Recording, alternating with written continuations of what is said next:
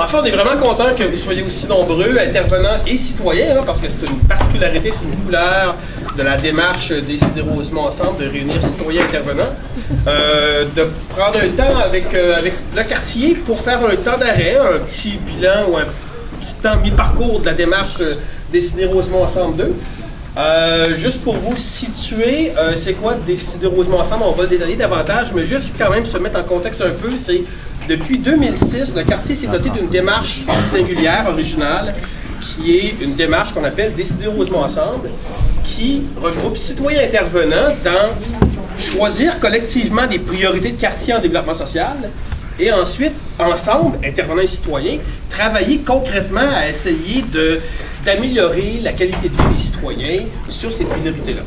Donc, il y a eu une première phase de la démarche Décidez-Rosemont ensemble qu'on appelle DRA 1, de 2006 à 2012. Il y avait un forum social en 2012. Et depuis 2012, on l'appelle le DRA 2. Donc, aujourd'hui, c'est un petit temps mi-parcours pour faire le point sur ce qu'on a fait depuis un peu plus de 3 ans. Saluer aussi la présence des élus. Donc, le dernier arrivé, Jean-François Lézy, directement de Québec.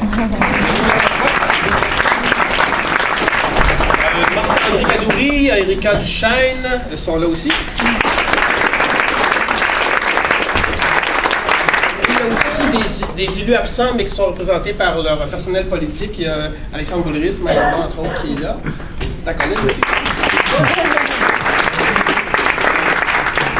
Marc Croteau, qui est comme moi, qui est bien malade, qui est représenté par David Tinel.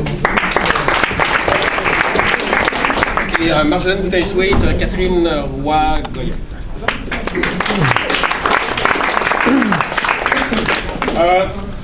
C'est une démarche collective. Décidez-Rosemont ensemble, c'est complémentaire à ce qui existe. Hein. Dans le quartier, il n'y a pas que le DRE, il y a des tables de concertation sectorielle, il y a du monde qui travaille sur un paquet d'enjeux thématiques, populationnels, etc. Donc la démarche, c'est un complément à tout ça. Ce soir, on veut vous présenter un petit peu ce qu'on a fait comme chemin collectivement depuis 3 ans et demi. Donc les principaux objectifs sont simples, mais très très denses.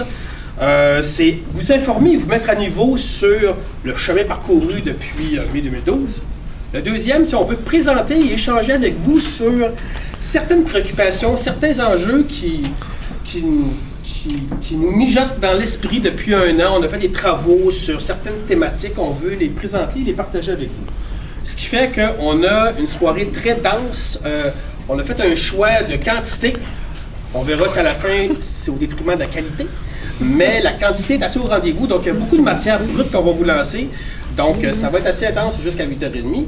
Et on l'a décortiqué en différentes phases. Et Daniel va vous présenter un petit peu le déroulement de la soirée. C'est le déroulement que vous avez à votre table, donc je vous le nomme.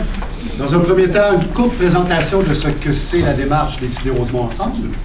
Nous allons vous faire un rapport de mi-parcours du chemin parcouru depuis 3 ans pour chacun des comités. Donc, vous présentez, vous nommez plusieurs bons coups qui ont été réalisés. Et vous partagez aussi les défis et réflexions qu'on a eus durant ces 3 années-là.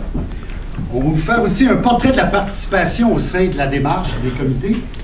Un morceau costaud en tout cas, on vous présentera.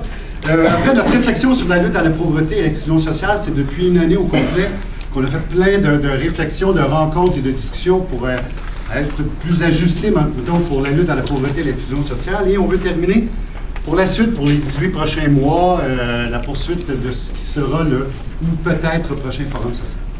Voilà. Comme Denis l'a dit, effectivement, c'est costaud comme présentation. On n'espère pas trop vous assommer. Dites-le nous en cours de route si vous n'êtes plus capable. On va voir si les yeux se ferment. On va essayer de vous réveiller. Mais je pense que ça va être assez intéressant pour empêcher de passer de vous. Question très technique. On a un micro à se partager collectivement. Donc, ceux dont la voix porte, on va leur dispenser de prendre le micro. Et s'il y en a qui ont une voix qui projette un peu moins, qui est moins audible que les gens du fond, ben les gens du fond crient micro, puis la personne concernée prendra le micro. Ça vous convient, ça? Ouais. Pour vous faire le parcours, le chemin